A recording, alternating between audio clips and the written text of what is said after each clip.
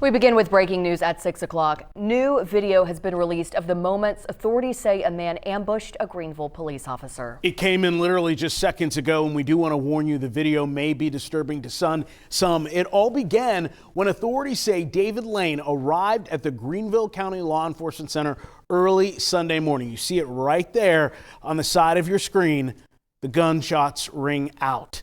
Multiple rounds fired at the officer's vehicle. SLED says incendiary ammunition appears to have been used in this incident, which can be designed to inflict maximum damage.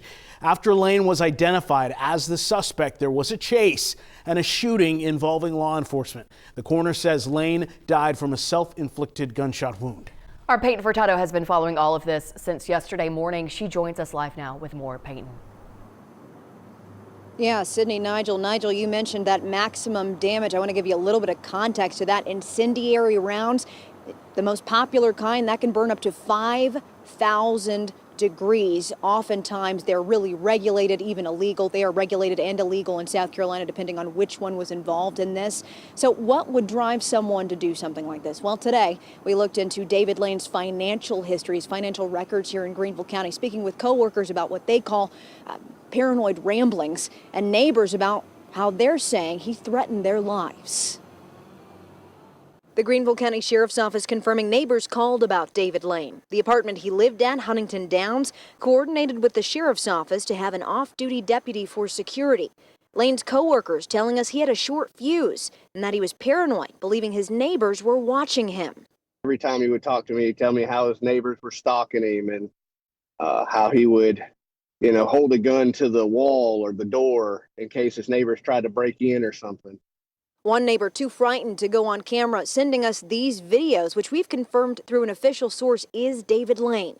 The first, January 1st, showing Lane, the neighbor says, just before he bangs on another neighbor's door and threatens them. The second, the morning of the officer-involved shooting, the neighbor says, showing Lane walking out with a gun. One coworker we spoke to said a while back he sent him a video out of the blue of a gun.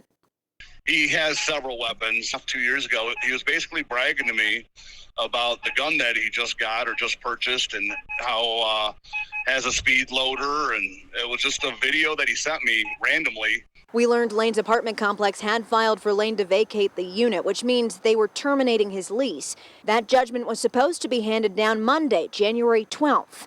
Brian Frank, a former coworker, telling me Lane's bank account was in the negatives.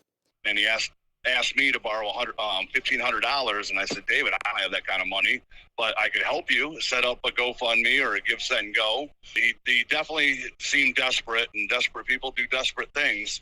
One neighbor who didn't want to go on camera says they were afraid after Lane shot the officer, he was coming back to shoot neighbors. He was on Roper Mountain Road, where Huntington Downs is, when deputies spotted him and chased him Sunday morning. Neighbors and coworkers telling us it was all just a matter of time. I knew that he had mental issues, and it didn't come as a surprise that he did that. Truthfully, it wasn't a shock. Peyton, what happens next? Where does law enforcement go from here? Sydney, that's an excellent question. We just watched that video that SLED sent to us moments ago. SLED has taken the lead on this investigation. That's very common with an officer-involved shooting. We know that officer who was shot in that video you saw is at home recovering, and that's a great sign. He is expected to fully recover after all of this.